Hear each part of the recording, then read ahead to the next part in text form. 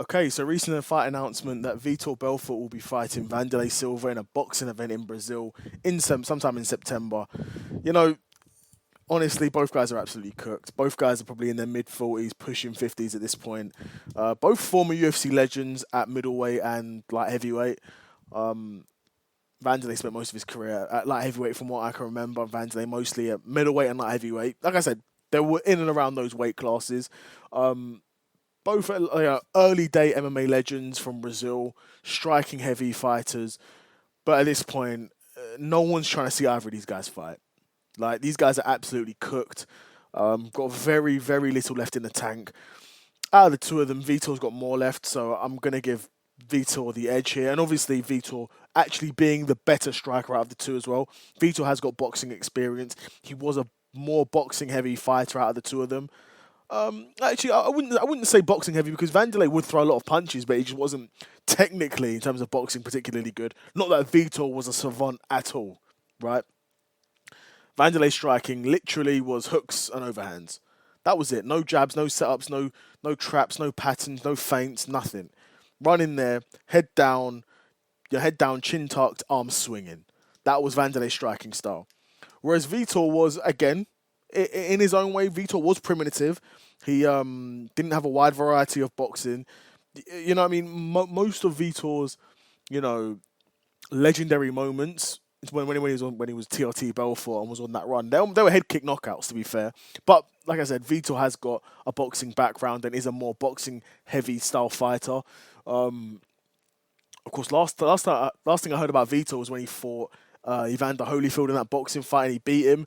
Again, though, it's not like at that point Evander Holyfield was in his mid 50s, I think his late 50s. It didn't take a lot to beat him. He pushed him, and he hit him, knocked him over, and that was that. Right? Wasn't a hard fight for Vitor. He didn't have to show these incredible boxing fundamentals or anything like that. Like I said, an easy fight for him. He turned up, banged him out, and that was it. Didn't take a lot, but he did win. Last thing I heard of Vanderlei was when he fought Chael in Bellator and just got wrestle fucked for 3 rounds. Got held down, basically had no offense. Chael didn't give him a chance to strike with him. Held him, dragged him down, and that was that. That was pretty much that for Vanderlei's last fight.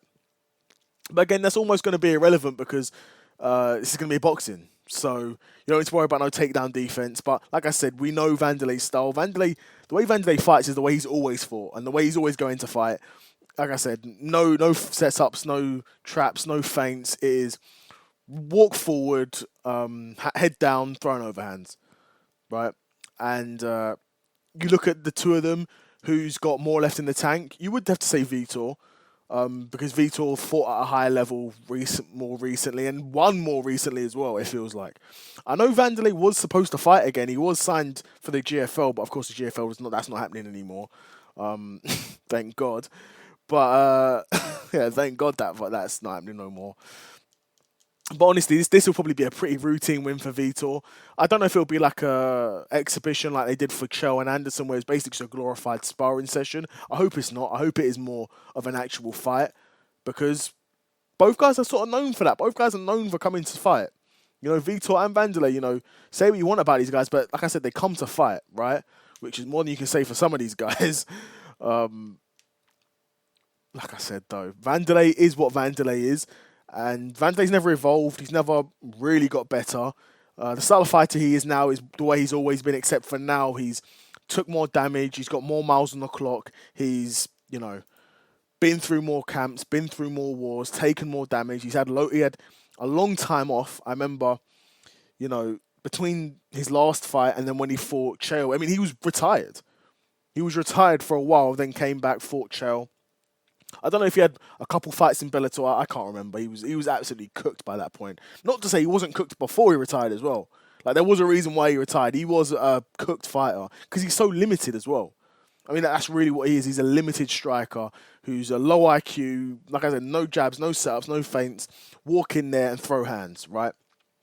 Now, Vitor, in theory, should be a better boxer or good enough boxer to walk him onto something, stop him early, or just outbox him for the duration of that fight. I don't know how many rounds this fight's going to be.